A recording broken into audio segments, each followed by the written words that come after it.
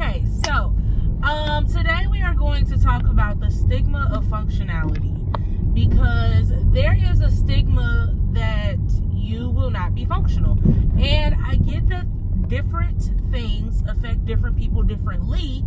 However, not being functional is not something that I'm gonna sit up here and preach to y'all that's gonna be a part of your story, right? There are certain aspects of you speaking things into existence for yourself that I want people to kind of like get out of the habit of. And so in this video, of course, I'm going to give y'all a list of fully functional things that I have done while inebriated. And I just want y'all to understand that, like, everything that somebody else experienced may or may not be a part of your experience. Like, it is definitely a grab bag. Let me be very transparent about that. Definitely a grab bag, right? But sometimes you just got to be open-minded and be like, look, we going with the flow. I want to push the limit. I want to see what I can do. So, we finna get into... So, I'm going to give y'all a quick rundown of my list, even though this list is very extensive. I'm going to just give y'all my list of fully functional things. I know that I have sometimes taken y'all along, but I never really made like a compilation video to put everything in one spot. So, let's get into it.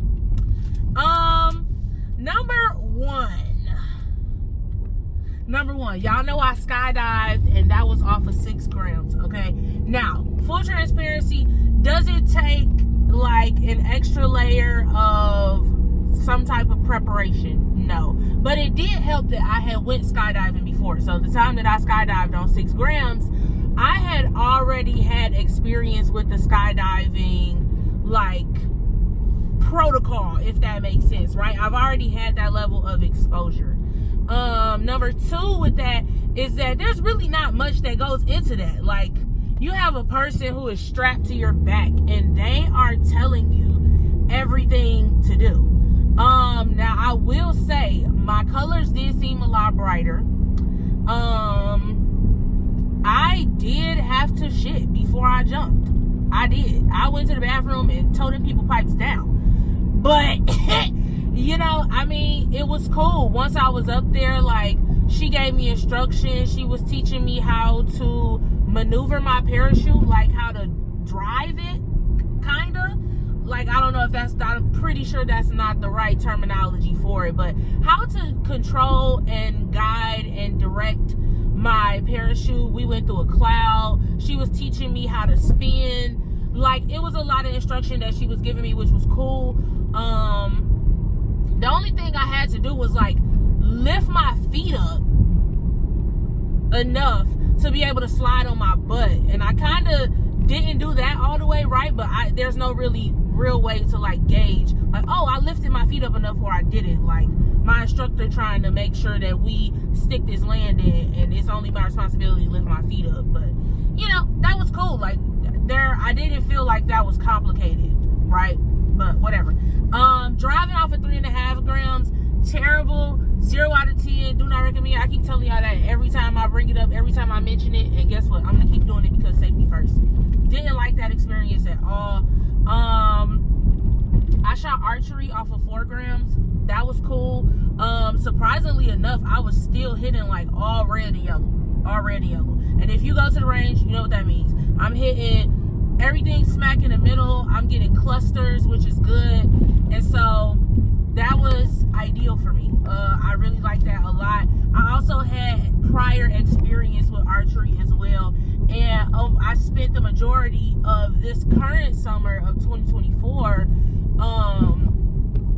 shooting archery. Like, that's what I did. That was my summer activity. I picked a place to volunteer. I did it with the Chicago Archery Club. I volunteered with them for the entire summer. I learned a lot about repairing archery equipment when it comes to like bows, arrows, and form and technique. I met some great coaches. 2 of them I have really good rapport with. Well, honestly, I had good rapport with all the coaches, but you know how you just get closer to certain people than you do to others?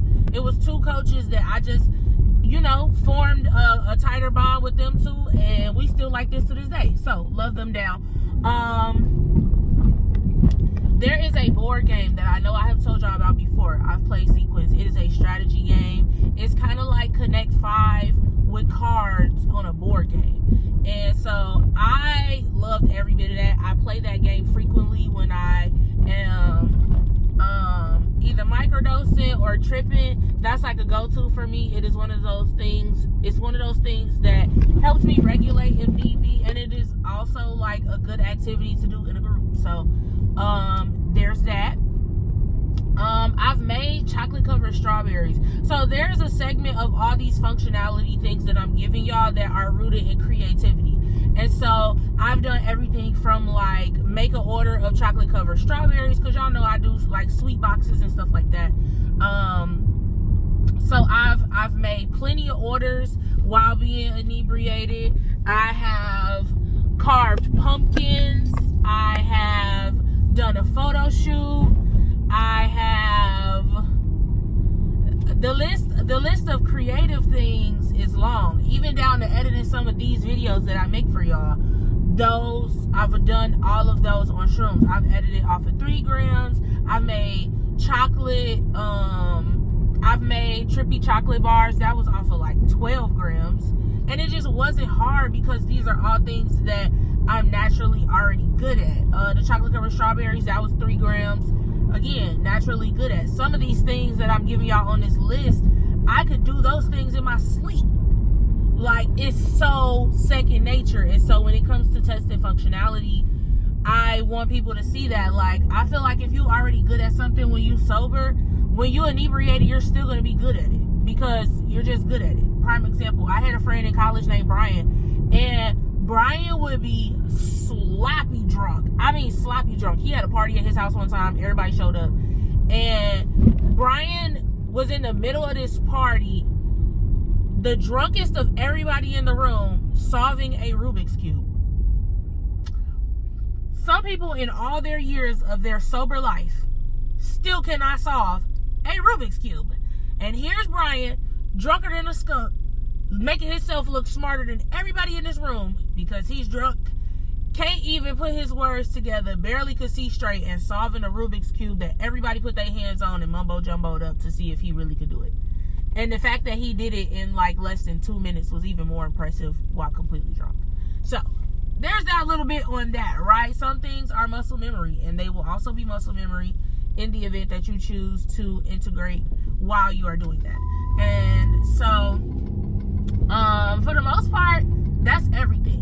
I think that's everything, right? Of course, now, speaking of things that's second nature, baby, I done towed the table down on some spades, do you hear me? I done did it off 3.5 grams, I done did it off 5 grams, 2 grams, and I did 3.5 grams again. Towed the table down, do you hear me? Turned it over. And people was like, nah, you can't be this good.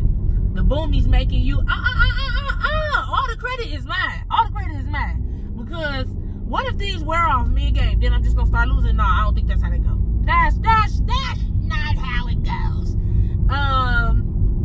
Now, of course, you know, I gave y'all a video about sex on shrooms. Bumping skins, I will say, that was a great experience, fully functional. And to be honest with you, it kind of ups your endurance and increases the elasticity of your joints because, you know, once you get to like a certain age or you get to certain positions, it hurt.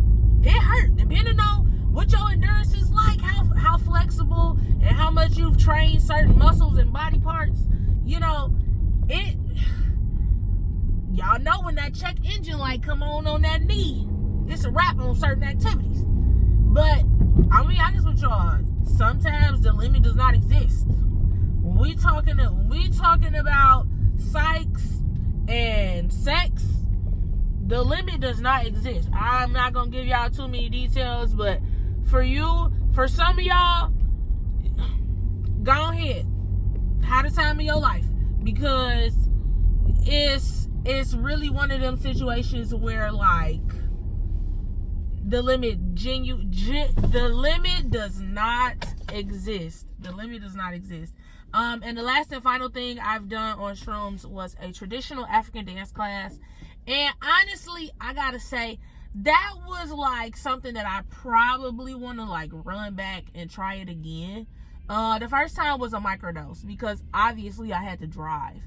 I would like to do it where like I'm fully tripping, fully, you know, but I would have to make sure that I got somebody to, one, drive for me, and two, I just have been getting a lot better at being a dancer, if that makes sense.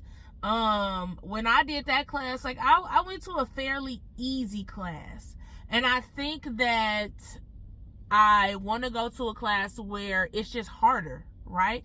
Where I was as a dancer then and where I am now, baby, I could hold down a back line, okay?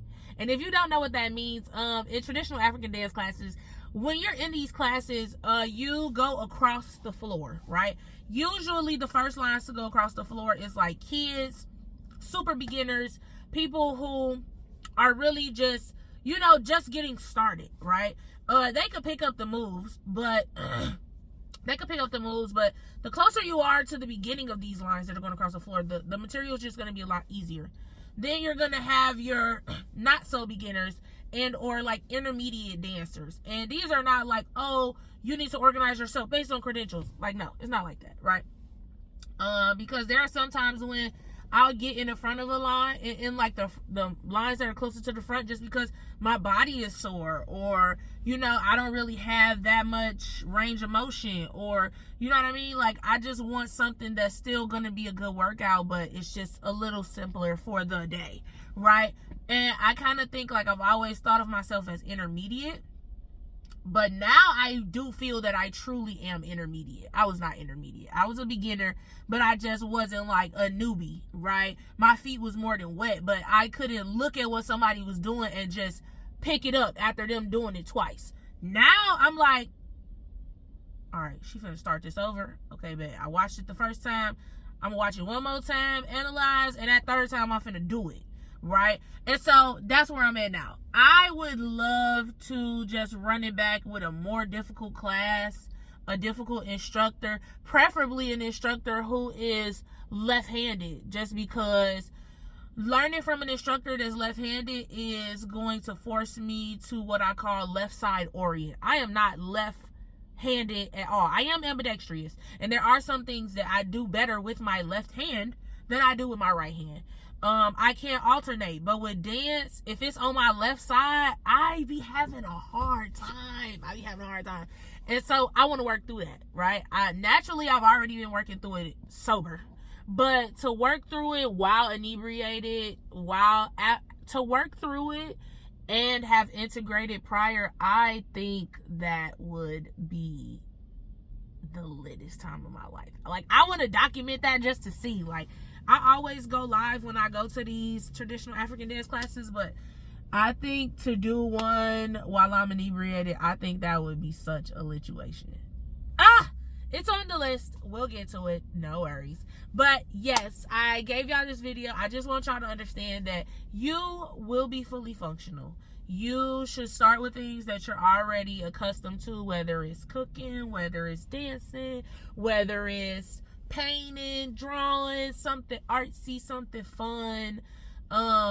Test your functionality with things that you are already in the groove of, in the swing of, and go from there. Oh, well, if I did this, what else can I do?